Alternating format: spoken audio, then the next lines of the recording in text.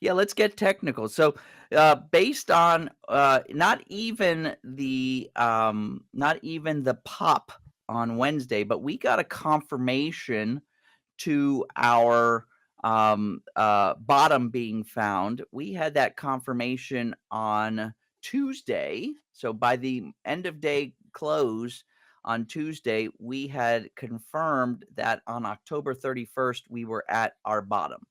So great. We solidified that line. We started this new line, and it's actually falling, as we have this uptrend. And it's not an aggressive uptrend like we saw a few months ago, but it is an uptrend and it's matured, right? For us, from a technical standpoint, the way that we define a mature trend is having more than two tests. That's not bright enough. Let's make it really bright and really big.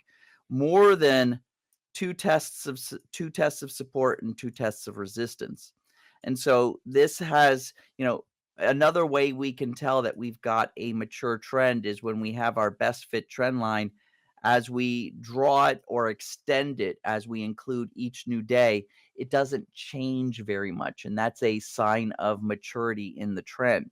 And so, yeah, we're coming up to our level of resistance. So not only does it seem like folks, especially the market movers, again, I keep bringing up the pension, mutual, and hedge fund traders, not only do they seem like they're selling off, which we're seeing in order flow data, we're also seeing that technically we're up against this ascending line of resistance. So we expect a pullback probably down to this 5,800 level, maybe as early as next week when the stochastic shock kind of plays through.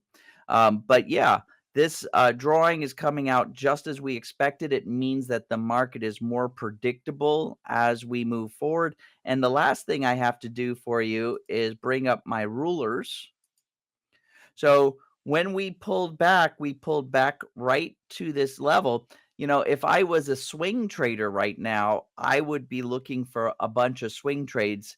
And right now, I'd be looking for how to either exit from those swing trades or how to collar. Now's the time to be collaring those swing trades. That's where you sell some premium and then you take that money and you put it towards a protective option, and that lets you stay in the long-term uptrend, but make a little bit of money on any pullbacks. So I'm expecting a short duration pullback as early as next week. And as we look here, I'm looking over here. We've already shot through. I mean, this is clear uptrend, ideal uptrend patterning here. So, I think we're at the top of our channel. Unless something happens after the next reversal down and we crash probably down to this 5,400. If we crash down to 5,400, then I'm going to basically change my whole bias and say, hey, we've got a trend reversal on our hands. But if we just pull back to that 5,800 zone, I mean, uptrend it is, at least in the next medium duration. Yeah, and you've got your indicator there that gave us a little green arrow to the upside. Yep. Here, And let me so zoom in for you. I'll get rid of some of this chicken scratch that I put on the screen. Yeah, we got our green arrow. This is from our indicator suite. This is the moving average. It's called the confirming indicator. This is one of our free indicators that you can go download. Actually, I want to tweak it a little bit. I see that I've got it set.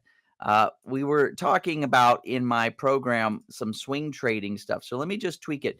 For those of you that are looking at the broad market, what I like to do is use this confirming MA one. And this is how I set it. My fast length I set as a 3. My average type I set as exponential. My slow length I set as 5. And my average type is exponential. So by default, this is how the indicator gets set. I had tweaked it a little bit because we were doing some swing trading off of that same template. The template's very versatile. But yeah, you can see my green arrow and you can see my confirmation and you can see we're moving up. So